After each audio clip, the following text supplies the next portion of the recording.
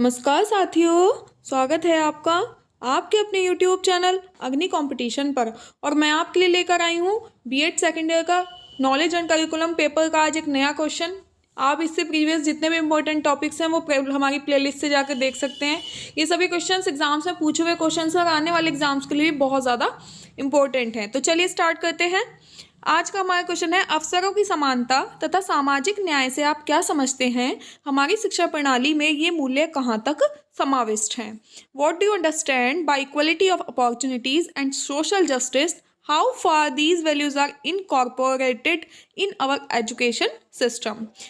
जिसने भी चैनल को सब्सक्राइब ना किया हो, पहले चैनल को सब्सक्राइब कर लें और बेल आइकन को प्रेस कर लें, जिससे कि आने वाली हर वीडियो आप तक इजीली पहुंच सके। प्लीज़ प्लीज़ प्लीज़ वीडियो को अपने फ्रेंड के साथ और अपने ग्रुप्स में शेयर कर दें। चलिए स्टार्ट करते हैं। तो हमारा या इस तरह से भी आ सकता है, अवसरों में समानता तथा न्याय की विस्तृत विवेचना कीजिए। हमारी शिक्षा प्रणाली में ये मूल्य कहाँ तक समाविष्ट हैं? तो हम आंसर देखेंगे, अवसरों की समानता, इक्वलिटी ऑफ अपॉर्चुनिटीज। प्रत्येक राष्ट्र का यह दायित्व है, यह नैतिक दायित्व है कि वह बिना किसी भेदभाव के अपने नागरिकों को शिक्षा के समान अवसर प्रदान करे। लोकतांत्रिक राष्ट्र के लिए तो यह और भी अनिवार्य हो जाता है। लोकतांत्रिक राष्ट्र मतलब जहाँ लोगों का तंत्र हो, जैसे हमारा भारत है। तो ये एक भारत का नैतिक दायित्व है कि वो किसी भी भेदभाव के बिना, चाहे वो किसी भी धर्म का हो, किसी भी जाति का हो या किसी भी जगह रहने वाला इंसान हो, वहाँ उसको भी और सभी को समान शिक्षा प्रदान करे। ये हमारे राष्ट्र का कर्तव्य है, दायित्व है। वैसे भी विश्व के सभी राष्ट्रों में आज शिक्षा के प्रति अपूर्व जन जागृति उत्पन्न हो चली है। अब शिक्षा के व्यय को कृषि उद्योगों के व्यय के समकक्ष माना जाता है। यही धारणा अविकसित राष्ट्रों में जन क्रांति का स्रोत बन गई है। आगे है, संवैधानिक अधिकार में नागरिकों के एक समान अधिकारों एवं कर्तव्यों की विशद व्याख्या की गई है। सभी को पता है कि जो हमारे संवैधानिक अधिकार हैं उसमें नागरिकों को क्या अधिकार हैं और क्या उनके कर्तव्य हैं, मौलिक अधिकार और मूल कर्तव्य बताए गए हैं। संविधान की धारा 29(2) के अंतर्गत यहाँ स्पष्ट किया जाता है, यह स्पष्ट किया गया है कि राज्य द्वारा पोषित या राज्य नीति से सहायता प्राप्त करने या किसी शिक्षा संस्था में किसी नागरिक को धर्म, प्रजाति, जाति, भाषा या उसमें से किसी एक के आधार पर प्रवेश देने से नहीं रोका जाएगा। ये हमारे संविधान की धारा 29(2) में लिखा गया है, बताया गया है कि अगर राज्य नीति से सहायता प्राप्त करने वाली कोई भी शिक्षा संस्थान है तो उसमें किसी भी नागरिक को, अगर वो उस राज्य का है, तो धर्म हो, चाहे वो किसी भी धर्म का हो, चाहे वो किसी भी प्रजाति का हो, किसी भी जाति का हो या कोई भी भाषा बोलता हो, इसमें इन आधारों पर आप उन्हें प्रवेश देने से नहीं रोक सकते। राष्ट्रीय शिक्षा प्रणाली की परिकल्पना भारतीय संविधान में दिए गए मूलभूत सिद्धांतों से अनुप्रेरित है। इन्हीं सिद्धांतों पर लोकतंत्र, धर्मनिरपेक्षता तथा समाजवाद की जड़ों को मजबूत किया जा सकता है। शिक्षा आयोग 1964 से 66 के अनुसार जो भी समाज सामाजिक न्याय को अत्यंत आदर्श मानता है, जनसाधारण की हालत सुधारने तथा समस्त शिक्षा पाए योग्य व्यक्तियों को शिक्षित करने को उत्सुक है, उसे यह व्यवस्था करनी ही होगी कि जनता के सभी वर्गों को अवसर की आधिकारिक समता प्राप्त होती जाए। मतलब अगर किसी भी जनसाधारण की हालत को सुधारना है या समस्त शिक्षा पाने योग्य व्यक्तियों को शिक्षित करने को अगर कोई उत्सुक है, तो उसे क्या व्यवस्था करनी होगी? उसे यह व्यवस्था करनी होगी कि जनता के जितने भी वर्ग हैं सबको समान अवसर प्राप्त हो। एक समतामूलक तथा मानवतामूलक समाज जिसमें निर्बल का शोषण कम से कम हो, बनाने का यही सुनिश्चित साधन है। ये किसके अनुसार है? शिक्षा आयोग 1964 से 1966 के अनुसार। इसी दिशाबोध से नवीन शिक्षा नीति भी अभिप्रेरित है। नई शिक्षा नीति विषमताओं को दूर करने पर विशेष बल देगी और अब तक वंचित रहे लोगों की आवश्यकताओं को ध्यान में रखते हुए शिक्षा के समान अवसर मुहैया करेगी। आगे देखते हैं, इस UN declaration of human rights ने धारा 1 व धारा 2 के अंतर्गत मानवीय अधिकारों तथा समानता के अवसरों को स्वीकार किया है। अभी हम देख लेते हैं कि धारा 1 और धारा 2 क्या है। धारा 1 है, सभी व्यक्तियां जन्म से स्वतंत्र हैं, अतः वे सम्मानजनक तथा समान अधिकारों के हकदार हैं। वे सभी तर्क व चेतना से अभिपूरित हैं तथा उन्हें परस्पर एक दूसरे के प्रति भाईचारे की भावना के साथ कार्य करना चाहिए। ये हमारी क्या है, धारा 1 है, जिसमें सभी व्यक्ति जन्म से स्वतंत्र हैं, सम्मानजनक और समान अधिकारों के हकदार हैं, वे सभी तर्क और चेतना से अभिपूरित हैं तथा उन्हें परस्पर एक दूसरे के प्रति भाईचारे की भावना से कार्य करना चाहिए। धारा 2 देख लेंगे। प्रत्येक व्यक्ति इस घोषणा में उद्धृत मूल अधिकारों तथा स्वतंत्रता का अधिकार हकदार है, अतः उन्हें जाति, भाषा, धर्म, रंग, लिंग, राजनीति, मतों द्वारा पृथक पृथक नहीं किया जा सकता है। आगे देखते हैं। उपरोक्त विश्वव्यापी आंदोलन से भारतीय संविधान भी प्रभावित है। संविधान के क्रियान्वयन के साथ ही 1950 में भारत में सभी के लिए अनिवार्य शिक्षा की घोषणा कर दी गई थी। इन्हीं समानताओं को लक्ष्य मानकर शिक्षा को राष्ट्र की आर्थिक, सामाजिक, नैतिक, सांस्कृतिक, राजनीतिक प्रगति का समुन्नत मार्ग माना गया है। इसकी अबाध प्रगति के लिए सुव्यवस्थित, सुनिश्चित, समान अवसरों को जुटाया गया है। तो ये आप समझ गए होंगे। आगे हम देखते हैं शैक्षिक अवसरों की समानता। Equality of educational opportunities. समानता शब्द से तात्पर्य उन समान परिस्थितियों से है जिनमें सभी व्यक्तियों को विकास के समान अवसर प्राप्त हो सके। क्या है समानता का मतलब? कि सभी समान परिस्थितियां जिनमें सभी व्यक्तियों को विकास के समान अवसर प्राप्त हो सके और सामाजिक भेदभाव का अंत हो सके तथा सामाजिक न्याय के लक्ष्य की प्राप्ति भी संभव हो सके। प्रसिद्ध राजनीतिविद प्रोलास्की ने लिखा है, समानता का अर्थ यह नहीं है कि प्रत्येक व्यक्ति के साथ एक जैसा व्यवहार किया जाए या सभी को समान वेतन दिया जाए। यदि एक पत्थर ढोने वाले का वेतन एक प्रसिद्ध गणितज्ञ या वैज्ञानिक के समान कर दिया जाए तो इससे तो समाज का उद्देश्य ही नष्ट हो जाएगा। अतः समानता का अर्थ यह है कि विशेष अधिकार वाला वर्ग न रहे और सबको उन्नति के समान अवसर मिले। अब आप यहाँ पे डिफरेंस समझ रहे हैं। जो राजनीतिज्ञ लास्की ने कहा है, इनकी बात बिल्कुल सही है।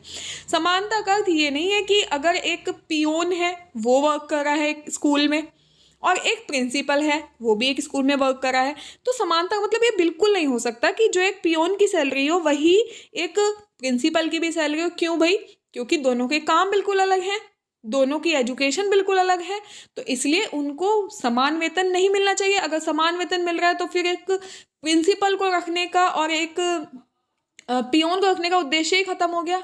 लेकिन समानता का मतलब ये जरूर है कि ऐसा ना हो कि भाई अगर तुम इस जाति के हो या इस धर्म के हो या इस भाषा को बोलते हो तो तुम प्रिंसिपल नहीं बन सकते, तुम्हें पियोन ही बनना है। नहीं, ये वाली बात है, ये समानता होनी चाहिए। ऐसा नहीं है कि अगर तुम इस धर्म के हो तो तुम प्रिंसिपल के पद पे नहीं बैठ सकते, तुम या फिर तुम केवल पियोन का ही काम करोगे। नहीं, ये चीज़ समानता, इस चीज़ में समानता होनी चाहिए। अगर उसके अंदर क्वालिटी है, अगर वो इसके कैपेबल है, तो चाहे वो किसी भी धर्म का हो, किसी भी जाति का हो, किसी भी मतलब किसी भी विशेष अधिकार, किसी भी वर्ग का हो, उसे कोई इस चीज़ से नहीं रोका जाए या इस चीज़ से नहीं रोके, तो वो समानता है। आप इस चीज़ को बिल्कुल क्लैरिफाई कर दिया मैंने, आप समझ गए होंगे। चलिए आगे देखते हैं। शैक्षिक अवसरों की समानता का तात्पर्य सभी के लिए समान शिक्षा नहीं है, बल्कि प्रत्येक बालक की शारीरिक, मानसिक, सामवेगिक, नैतिक परिस्थितियों के अनुरूप शिक्षा प्रदान करना है।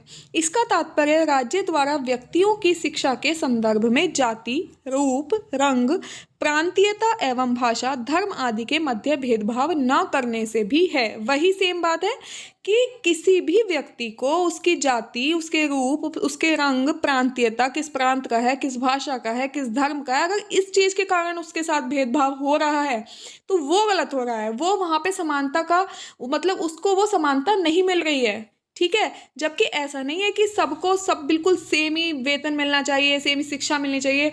ये वाली चीज़ें बिल्कुल गलत हैं। समानता का आप क्या मतलब है वो समझ रहे होंगे। शिक्षा के क्षेत्र में समानता की अवधारणा को स्थापित करने के लिए निम्न प्रयास किए गए हैं। फर्स्ट है, एक निश्चित अवधि तक भेदभाव रहित निःशुल्क व अनिवार्य शिक्षा की व्यवस्था। आपने देखा भी होगा प्राइमरीज या जितने भी स्कूल होते हैं सबको ऐसा नहीं है वहाँ पे कि अगर अच्छा किसी एक विशेष धर्म के बच्चों को ही वहाँ पे खाना मिल रहा है या किसी एक विशेष धर्म के बच्चों को ही पुस्तक मिल रही है या किसी एक बच्चे हैं जो वहाँ के हैं अगर वहीं के रहने वाले तो सिर्फ उन्हीं को ही ड्रेस मिल रही। नहीं, सबको बिल्कुल भेदभाव रहित, चाहे वो किसी भी धर्म का बच्चा हो, निःशुल्क और अनिवार्य शिक्षा दी जा रही है। माध्यमिक स्तर पर विभिन्नीकृत पाठ्यक्रम व्यवस्था है और उच्च स्तर पर सभी के लिए अपेक्षित शैक्षिक उन्नति की व्यवस्था, ताकि वे उचित योगदान देने में सक्षम हो सके। ठीक है, आगे हम देखते हैं सामाजिक न्याय, सोशल जस्टिस।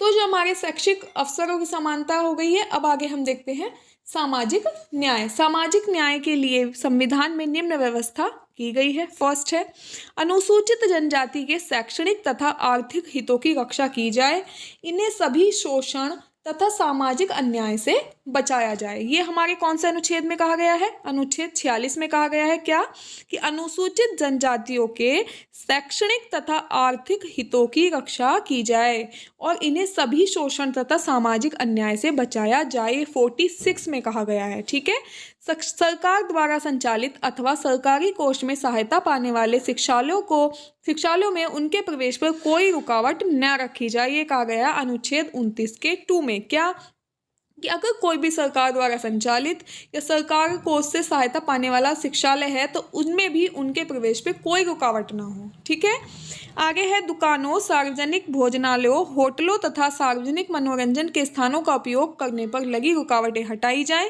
जिनका पूरा या कुछ व्यय सरकार उठाती है अथवा जो जनसाधारण के निमित्त समर्पित है। ये अनुच्छेद 15 के 2 में कहा गया है कि चाहे जितने भी सार्वजनिक स्थान हैं वहां पर भी उन्हें कोई रुकावट न दी जाए। ये अनुच्छेद 15(2) में है। आगे देखते हैं, हिंदुओं के सार्वजनिक स्थानों के द्वारा कानून समस्त हिंदुओं के लिए खोल दे जाएं।